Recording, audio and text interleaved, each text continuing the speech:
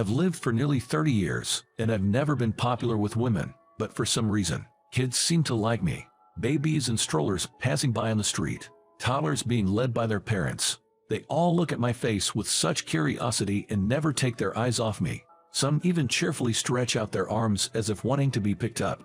Once, while I was crouching on the sidewalk tying my loose shoelaces, an unfamiliar little boy approached and offered me a balloon.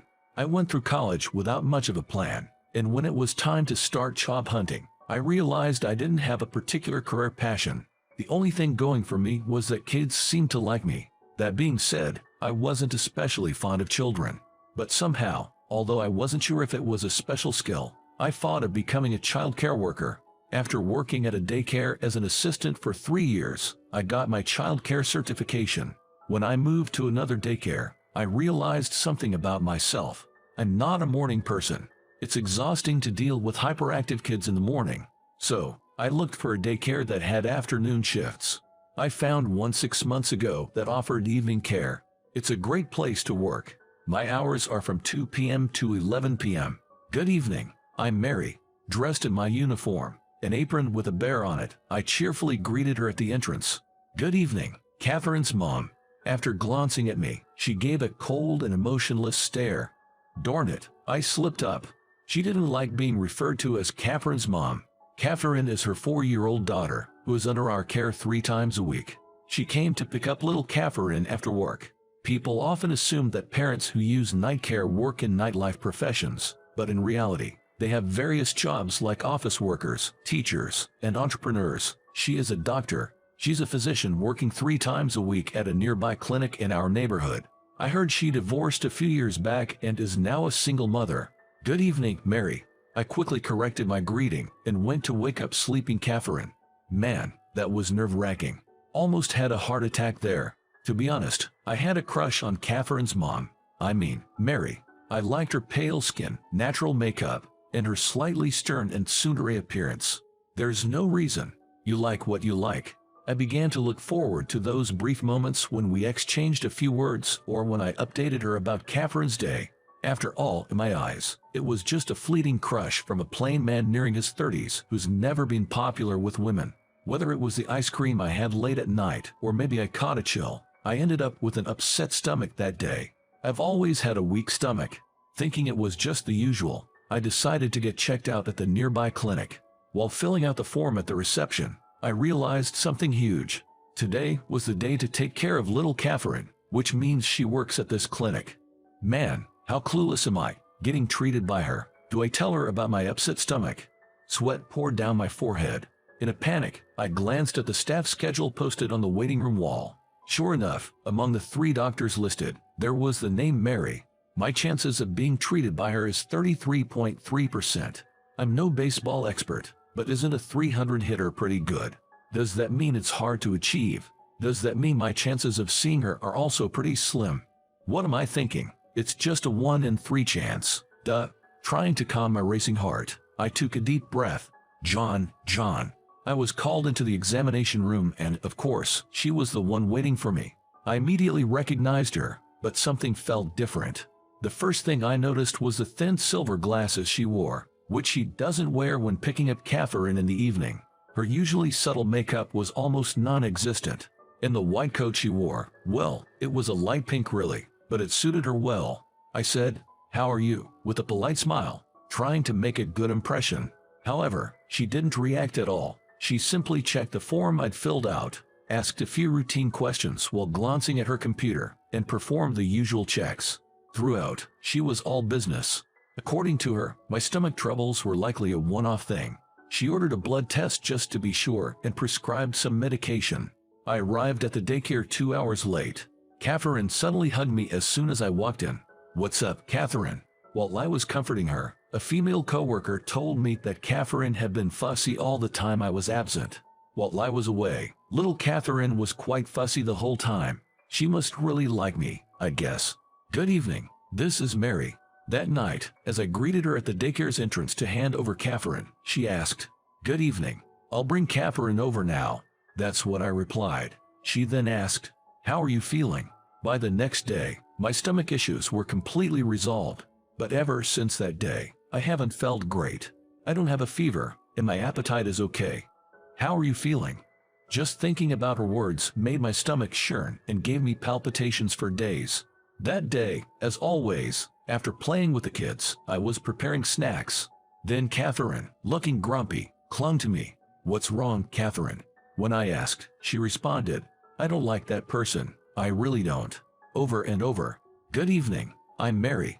That night, when she came to pick up Catherine, I reported the matter to her. I'm not sure who she's talking about, but Catherine seemed quite troubled. I said hesitantly. Mary's face darkened as she responded, "Is that so?" I had no idea. About 10 days later, just past 7 p.m., the phone in my office rang. It wasn't the day to look after Catherine. I had just finished putting the kids to bed after dinner and was taking a breather. I happened to pick up the phone. I kept saying hello, but there was just silence on the other end. What's this, a prank call? Annoyed, I hung up. But the phone immediately rang again. Who is this? What do you want? I boldly asked. A familiar voice replied, "Are you John?" I recognized it as Catherine's right away. "What's wrong? What happened?" I asked. Through her tears, Catherine responded, Mommy needs help. It's all because of me.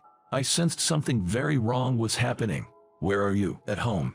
Once I confirmed she was home, I said, "I'm on my way," checked the address on our registration forms, and dashed out. Catherine's place was just 2 subway stops away. I figured taking the subway would be faster than hailing a cab. I ran to the nearest station and jumped onto a train. It was still during the evening rush hour, and the train was packed.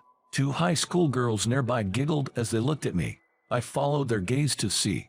I was still wearing my bear-themed apron. I took it off, clutching it under my arm, and used the scribbled address to find Catherine's apartment building. Luckily, another resident was just entering, allowing me to bypass the security door. I repeatedly rang the doorbell and called out to Catherine. The door opened, and Catherine clung to me. I entered the apartment. "Mary, it's me, John from the daycare. Are you okay?" As I called out and moved further into the hallway, I heard her faint voice. "Over here, I can't open the door. Please help." Looking in the direction of her voice, I saw a tall metal shelf had fallen at a 45-degree angle, jamming the bathroom door shut. "It's all right. Right now." I tried to lift the fallen shelf. However, it was firmly stuck and wouldn't budge. I put my back into it, trying to move the shelf with grunts of effort. "Please, help me out." I heard her desperate plea. With my back hurting, I changed my stance and pushed with all my might. Just a little more, almost. With a jerk, the tip of the shelf came free from the bathroom door. The shelf, being made of steel, was light and was easily propped against the wall. Suddenly, the bathroom door swung open with force, striking me hard in the back. "Ouch!" I couldn't help but yell out, rubbing my back. "I'm so sorry," she said, looking genuinely remorseful. When I called the daycare, they told me I could head straight home for the day. "Catherine, it's bedtime," she said to Catherine, who was clinging to me as we sat in the living room drinking coffee. When I offered to help put her to bed, she opened the bedroom door. On the double bed, there was a child's pillow, and next to it an adult-sized one. My heart raced, thumping loudly. I thought I might even get a nosebleed. After putting Catherine to bed and returning to the living room, she explained the situation. She works 3 days a week at a clinic near the daycare and also at another hospital where she has been working for a long time. The head of that hospital was her mentor. Recently, the hospital director had proposed a match for her. The suitor was a distant relative of the director. They had already been on several dinner dates. It felt like a bell tolling loudly in my head. He's not a bad guy, but I'm just not sure if I want to date him. She had 2 reasons for her hesitation. One was Catherine. When she introduced Catherine to the guy, Catherine took an instant dislike to him. It suddenly clicked for me. I realized that when Catherine previously said, "I don't like that man, I hate him," she was talking about him. They had plans to meet him again on her next day off. But that night, when she told Catherine about it, she became moody. That's when she went to the bathroom, and a sulking Catherine, in a fit of temper, knocked over the steel shelf. The shelf was brand new and empty, so even Catherine could easily topple it. "But how did you manage to call for help in that situation?"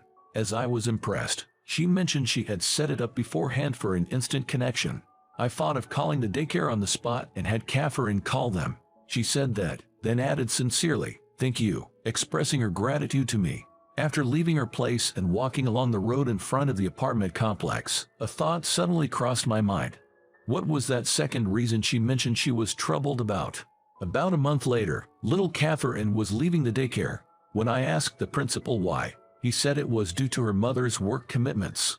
Then, on Catherine's last day, she said, "It's Mom's birthday soon. This is a gift," and drew a picture of her mother's face. When I tried to take a peek at the drawing, Catherine covered it with her body. "What's wrong, Catherine? Let me see." Despite my coaxing, she kept refusing to show it. However, I could tell there was a tiny figure drawn next to the mother's face in the picture. That evening, the time had finally come to say goodbye to both Mary and Catherine. I plucked up the courage to ask Mary, "Is it about the job at that local clinic?" "I've decided to quit," she replied. Her voice sounded distant. She sounded a bit irritated. She further explained, in a matter-of-fact tone, that she would now be working full-time at another hospital she had been affiliated with, which has a daycare facility. Catherine would be taken care of there full-time. So, she's decided to go ahead with that matchmaking. Walking out to the daycare's gate to see them off, Catherine kept looking back and waving at me, but Mary never once looked back, seeming quite indifferent. I felt a lump in my throat. A few days later, a call for me came through at the daycare's office. It was from Mary. She wanted me to come to her place next Thursday at 6 in the evening. I told her I had work and couldn't make it at that time. "Please make it work. I'll be waiting," she said, and hung up before I could respond. I was puzzled. Why would she want to see me? I had no clue whatsoever. I managed to convince the principal to give me the day off. All day, I was restless, and I couldn't even eat. I left my home a little past 4 p.m.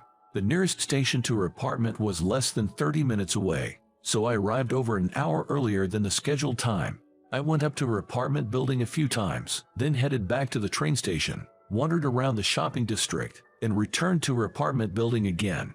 After doing that a couple of times, I finally rang the doorbell at her building's entrance at 6:05. "We've been waiting for you. Come on in." Despite having invited me over, her voice lacked warmth for friendliness. When she greeted me at the entrance, her face was tense with anxiety. Urged by her, I stepped inside the apartment. Suddenly, Catherine came running from the back. "Long time no see, John," and she clung to my leg. Once led to the dining area, the table was laid out with a lavish spread: salad, fried chicken, French fries, pizza, and a whole birthday cake. Taken aback by the unexpected setup, I looked at her. "Today's my birthday, remember, my 31st. That's why." I thought to myself, she could have just mentioned it right from the start. "Catherine insisted on inviting you." "Oh, wasn't Catherine drawing a birthday present for her mom the other day?" Catherine then playfully slapped me, saying I shouldn't have mentioned it. "The drawing was meant to be a surprise. You knew about today, didn't you?" "Well, I knew it was coming up but didn't know the exact date." Upon hearing this, her eyes widened, and her face quickly turned red. "Oh my, how embarrassing," she exclaimed, covering her face with both hands. Just then, Catherine brought over the drawing she had made as a present. Both she and I exchanged knowing glances upon seeing the drawing. After that, the three of us sat down and enjoyed her birthday dinner. During dinner, she opened up about something personal, something I have never heard before and probably wouldn't hear again. She mistakenly believed that, even after Catherine told me it was her birthday, I ignored it. She didn't like being referred to as Catherine's mom by me because she felt I saw her just as a daycare mom and nothing else. When she picked up Catherine from daycare, she always made an effort to put on makeup and contact lenses because she was conscious of me. She was absent on Catherine's last day at the daycare because the thought of not seeing me again was too painful for her. Basically, she had always had feelings for me. What about that matchmaking? I turned it down. She explained that her going full-time at the clinic run by the doctor who proposed the matchmaking was purely coincidental. She also said that he wasn't the type to mix personal with professional matters. That was me jumping to conclusions. Besides, the head doctor said if that's the case, there's nothing he can do. What do you mean if that's the case? The main reason she hesitated about the matchmaking was Catherine, but there was another reason I hadn't heard. That's because I have someone I'm interested in now. With that said, she unfolded the birthday present drawing that Catherine made. It was a portrait of her, drawn by Catherine. What caught her eye, and she pointed out, was a tiny figure next to it. A man in an apron with a teddy bear emblem on the chest. And with that, my faint admiration became a reality. After dating her for a while, I casually remarked, "But a doctor, and just a preschool teacher like me." She instantly flared up in anger, raising her voice. "What do you mean just? I hate when you belittle yourself like that. I really hate it." Time flew by, and now, Catherine, who'll be entering elementary school next year, calls me, "Dad." How did you find today's story?